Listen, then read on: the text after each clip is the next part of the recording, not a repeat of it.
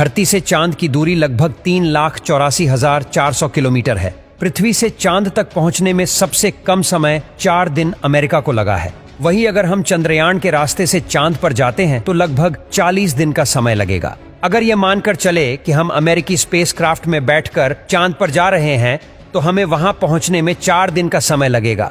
4 दिन बाद हम चांद की जमीन पर होंगे। चांद की जमीन पर उतरने के बाद जो हमें सबसे पहले दिखेगा वो है चांद की जमीन। आपको चांद की जमीन उबड़ खाबड़ नजर आएगी। चांद की जमीन पर हर तरफ आपको बड़े बड़े गड्ढे दिखाई देंगे। जब आप चांद की जमीन पर खड़े होकर ऊपर की ओर देखेंगे तो आपको हमारा खूबसूरत ग्रह पृथ्वी नजर आएगा, जिसमें आपको पृथ्वी साफ साफ अपने अक्ष पर घूर्णन करती हुई नजर आएगी, लेकिन आसमान में हमेशा उसकी स्थिरता बनाए रखेगी। अर्थात चांद पर खड़े होकर पृथ्वी को कई वर्षों से अगर हम निहारते रहे तो वह अपनी जगह से टस से मस नहीं होगी।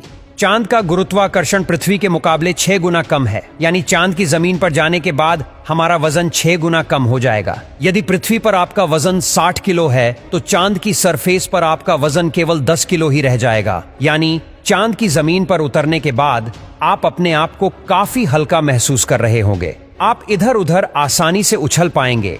इसी कारण नील आर्मस्ट्रांग जब चांद पर चल रहे थे तब उछल उछल कर चल रहे थे, क्योंकि चांद पर पृथ्वी की तरह चल पाना संभव नहीं है। चांद की सतह पर नील आर्मस्ट्रांग और उनके साथियों के कदमों के निशान आज भी मौजूद है, क्योंकि वहां पर हवा न होने की वजह से वह निशान मिटा नहीं है। फिर थोड़ा चलने के बाद जब आप चांद पर इधर उधर देखोगे तो आपको बहुत सारा कचरा पेपर, बहुत सारे क्षतिग्रस्त सैटेलाइट और बैग्जा मिलेंगे। ये सारा कचरा हम इंसान ने ही फैलाया है। ये कचरा इतना ज्यादा है कि 5 ट्रक भर सकते हैं। चांद पर कचरा और ये पेपर अंतरिक्ष यात्रियों ने फेंके थे, जिसमें उनकी मानव मूत्र और उल्टियां है। अब आप चांद की जमीन पर खड़े हैं तो आपको सबसे ज्यादा खतरा आसमानी मौत का है। चांद का गुरुत्वाकर्षण कम होने की वजह से इसके पास कोई भी वायुमंडल मौजूद नहीं है।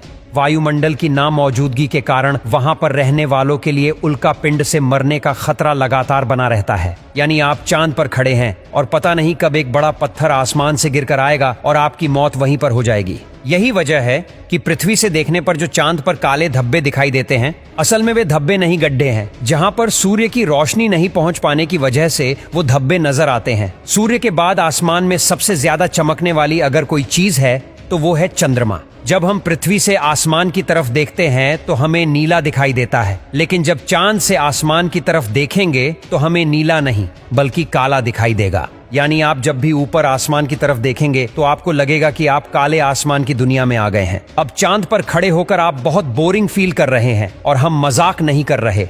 अमेरिकी अंतरिक्ष एजेंसी नासा ने वर्ल्ड रिकॉर्ड में अपना नाम दर्ज करवाते हुए चांद पर वाईफाई की सुविधा उपलब्ध करा दी है, जो कि 3 MBPS तक इंटरनेट स्पीड देता है। यानी आप आराम से चांद पर इंटरनेट चलाकर अपना एंटरटेनमेंट कर सकते हैं। अब आपका मन कर रहा है इंटरनेट तो बहुत हुआ, अब चांद से मैं पृथ्वी पर अपने घर फोन करके बात करता हूँ। आपने फोन मिलाया, फोन लग भी गया, लेकिन ये क्या आप बोल रहे हैं? लेकिन आपकी आवाज मुंह से बाहर नहीं आ रही है। जी हाँ, ये सच है। चांद पर आप कितना भी जोर से चिल्ला लें, आपकी आवाज मुंह से बाहर नहीं आएगी। धरती पर वायु की हमेशा हर जगह उपस्थिति रहती है, लेकिन चंद्रमा का अपना कोई वायुमंडल नहीं है, इसलिए वहां पर ध्वनि तरंगों का संचरण सामान्य रूप से संभव नहीं है। यदि आप चंद्रमा पर किसी को पुकार कर बुलाना चाहेंगे तो उस तक आपकी आवाज नहीं पहुंच पाएगी।